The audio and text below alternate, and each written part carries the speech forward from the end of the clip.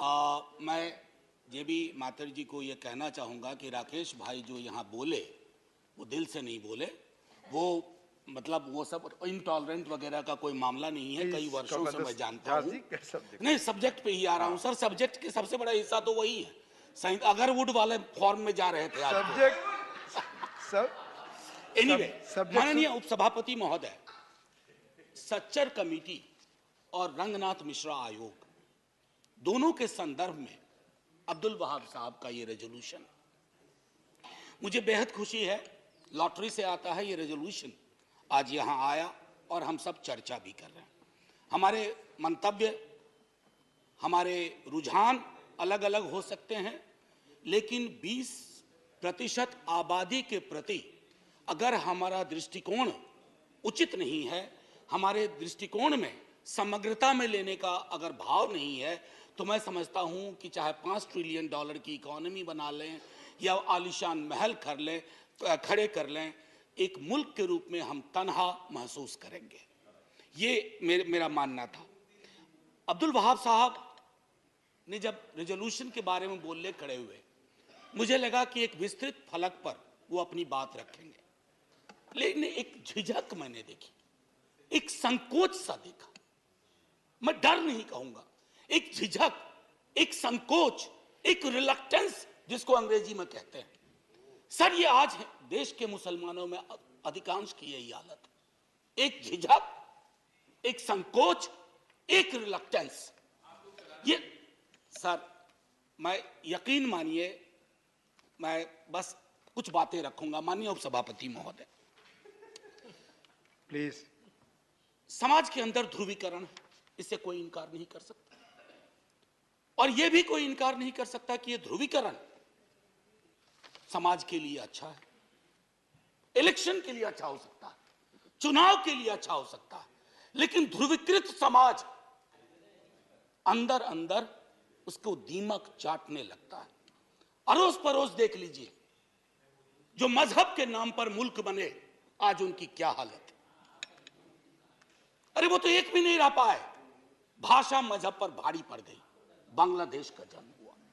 हमारे यहां जो परिस्थितियां सर उठा रही हैं, उन सर उठाने वाली परिस्थितियों पर कब्जा करना होगा, क्योंकि हालात आज ये हो गए हैं माननीय उपसभापति महोदय कि हम कपड़ों से पहचानते हैं। तो जाहिद तंग नजर ने मुझे काफिर जाना, और काफिर यह समझता है मुसलमान हूं मैं।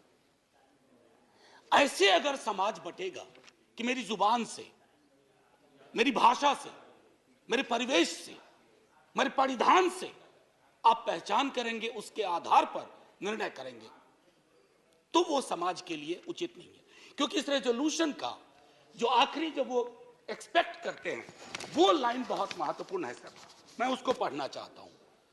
The resolution urges the house to enact. Please Anil ji, आपकी तवज्जो चाहता हूं। मेरा अनुरोध है पीछे बैठे माननीय सदस्यों से, माननीय सदस्य जो पीछे बैठे हैं, please, we are having debates, please. हाँ, बोले professor Jha. Sir, to enact a legislation for prevention of atrocities against minorities of the country so as to build confidence amongst Muslims who were vulnerable. साहब सी बात है sir, देश आजाद हुआ, राकेश भाई ने भी बहुत विस्तार से बात रखी, देश की आजादी, तकसीम, पार्टीशन। सर, मैं हाउस में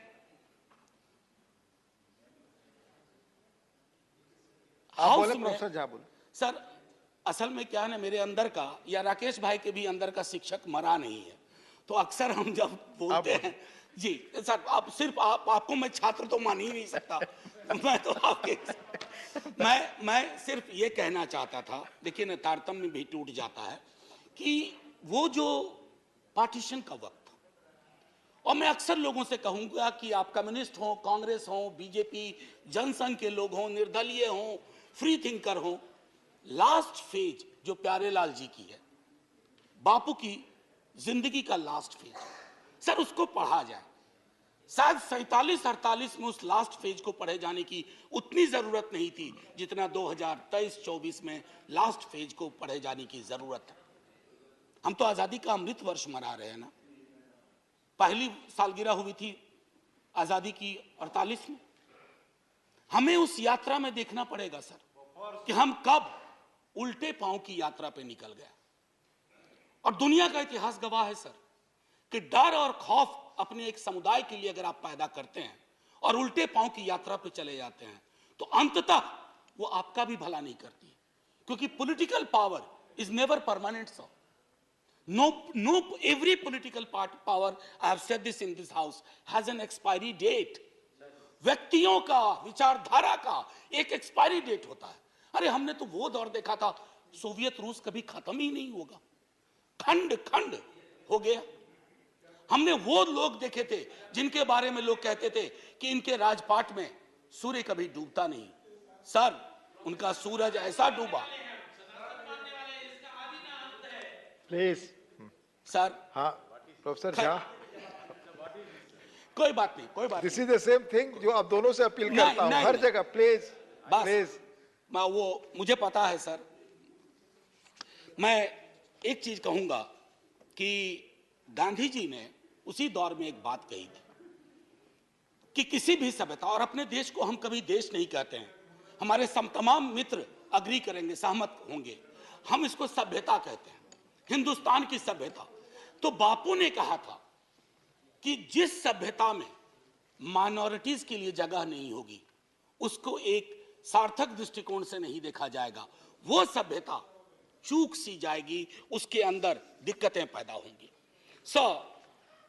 मैं बजटरी एलोकेशन में 1-2 मिनट लूंगा, उस पर बोलने से पूर्व एक बात कहूंगा कि डर और खौफ के इस माहौल ने इस देश में, जो मैंने झिझक की बात की अब्दुल वहाब साहब की, वो झिझक जो मैंने कहा कि वो मैं अपने स्टूडेंट्स में देखता हूं सर। मुश्किल हालात से आते हैं, पीएचडी के लिए मेरे पास सब्जेक्ट देते हैं और मैं देखता हूं कि वो सब्जेक्ट कुछ और देना चाहते हैं लेकिन चुनते हैं ऐसा विषय जो उनके हिसाब से उनके मुस्लिमनेस को बचा ले। ये क्यों हो रहा है सर? ये नहीं होना चाहिए ना। मैं तकरीबन, मेरे अंदर 20 पीएचडी हुई है और ये पहले नहीं। मैं आग्रह करूंगा, प्लीज प्लीज हाथ जोड़ के विनती, आपस में प्लीज कुछ अनुभव साझा कर रहा हूं।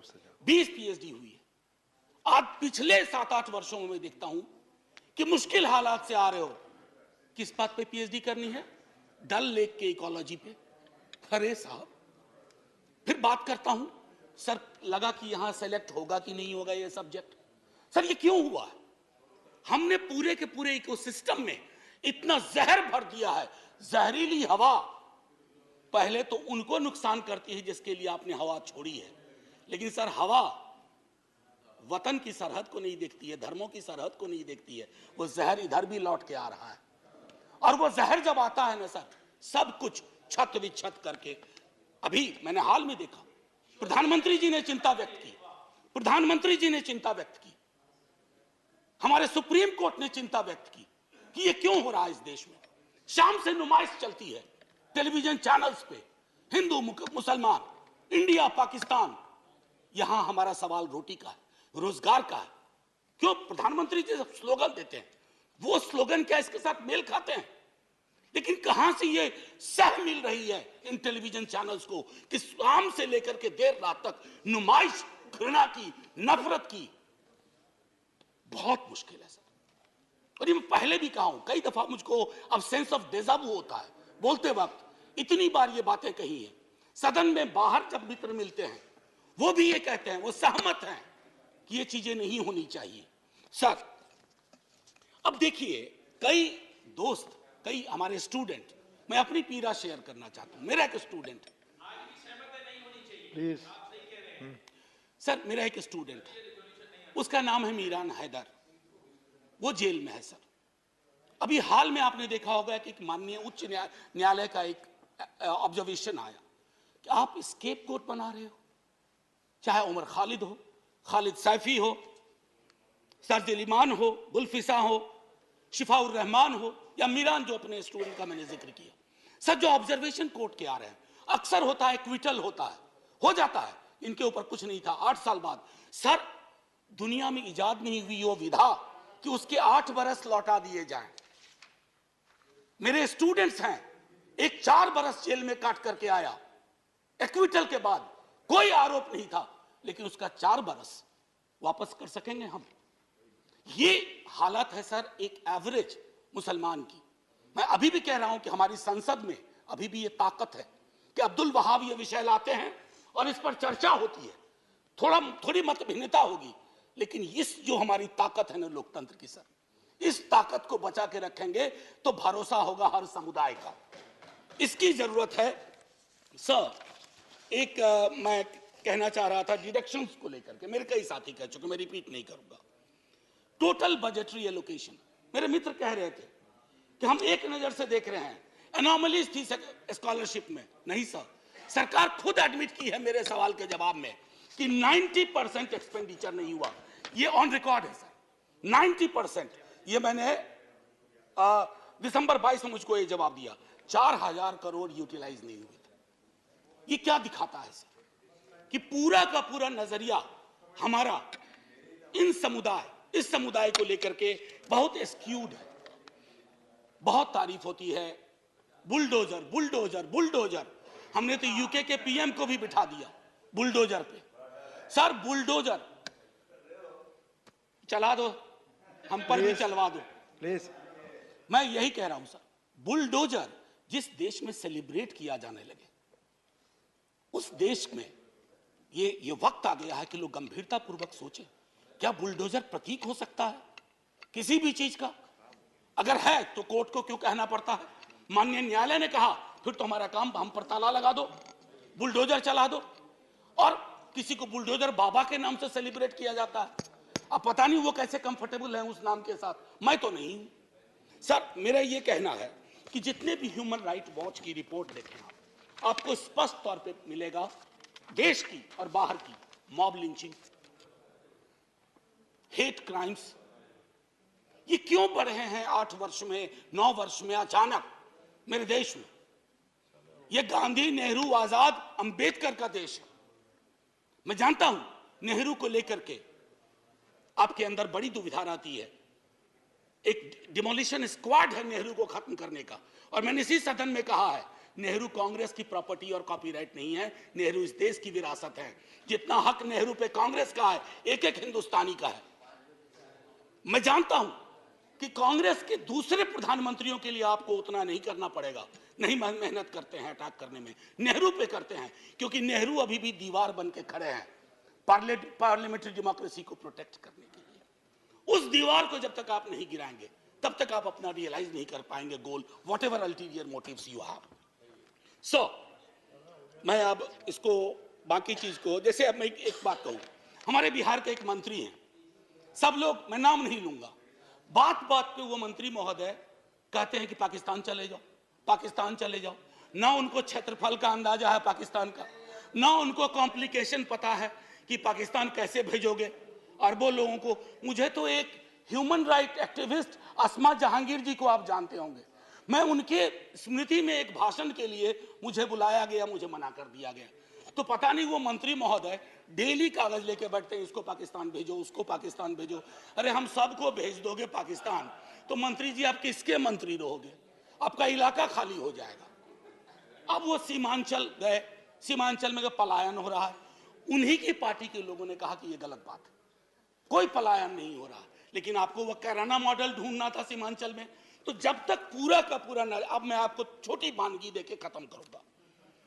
एक मोहतरमा है, वो कहती है चाकू तेज रखना, पता नहीं कब जरूरत हो जाए। ये है सर, और इनको मन से माफी नहीं मिली थी एक बार। दूसरे हैं, if you want remain silent if somebody tries to kill our mother. ये गाय के बारे में है, सुना 14 तारीख को कॉ हक डे है। मैं भी कोशिश करूंगा सर, हालांकि हमको मरखानी गाय मिल जाती है अक्सर जिंदगी में। हाँ, भाग्य की बात है। तेरा नाम क्या है? मैं कुछ चुनिंदा उदाहरण दे रहा हूं, ये महत्वपूर्ण लोग हैं। तेरा नाम क्या है?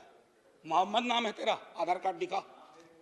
Hindus who don't vote for me have miyan blood in their veins. महत्वपूर्ण व्यक्ति हैं, मंत्री के पद के लगा, ना अली ना बाहुबली, केवल बजरंग बली। ये भी महत्वपूर्ण व्यक्ति हैं। जो लोग सूर्य नमस्कार को नहीं मानते उन्हें समुद्र में डूब जाने चाहिए। ये तो बहुत बड़े व्यक्ति हैं और अपने आप को नया ऑपरेटिंग सिस्टम बनाना चाहते हैं। हमारे प्रधानमंत्री जी के बरक्स और इकोनॉमिक बाइकॉट की अक्सर बात होती है, जालीदार टोपी की बात होती है। दिक्कत ये हो गई है सर कि कश्मीर, रोहिंग्या और फलस्तीन जैसे भी मुद्दे को आप मुस्लिम एंगल से देखते हैं। नहीं सर, ह्यूमन राइट एंगल से देखिए, उसमें भी समाधान के लक्षण हैं। यहां तो घर तक लोगों को नहीं मिलते। ये परिस्थितियां हैं, उनको जान। आखिरी में सब, बस 1 मिनट लूंगा। आखिरी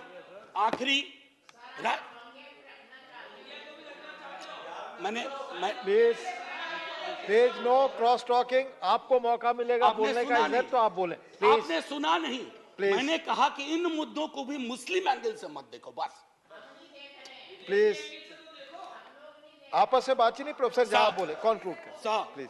नहीं, वो आदत नहीं है कि डोंट लिसन टू देम। मैं तो इसी चीज की पैरवी हमेशा करता हूं। You listen to us, I listen to you. Democracy is all about speaking and listening, more of listening than speaking. ये सबसे अपेक्षा है इस सदन में। जी सर, सबसे अपेक्षा है कि डेमोक्रेसी, जैसा आपने कहा, सुनने और धैर्य से जानने का, सुनने पर हर और पक्ष से की चीज है। सुनने सुनाने की हर पक्ष से। सर आखिरी, मैं राही मासूम रजा बहुत बड़े लेखक हुए, आधा गांव लिखा, लेकिन एक व्यापक समाज में उनकी प्रसिद्धि हुई कि राही मासूम रजा ने महाभारत की स्क्रिप्ट लिखी थी, जो बहुत फेमस सीरियल हुआ था। मैं उनकी एक छोटी कविता पढ़ना चाहता हूं सर, आपकी इजाजत से। मेरा नाम मुसलमानों जैसा है, मुझको कत्ल करो और मेरे घर में आग लगा दो। मेरे उस कमरे को लूटो जिसमें मेरी बयानें जाग रही हैं, और मैं जिसमें तुलसी की रामायण से सरगोशी करके कालिदास के मेघदूत से कहता हूं, मेरा भी एक संदेश है। मेरा नाम मुसलमानों जैसा है, मुझको कत्ल करो और मेरे घर में आग लगा दो, लेकिन मेरे रग रग में मां गंगा का पानी दौड़ रहा है। मेरे लहू से चुल्लू भर महादेव पर फेंको और उस योगी से कह दो, महादेव अब इस गंगा को वापस ले लो। ये जलील तुर्कों के बदन में गाढ़ा गया लहू बनकर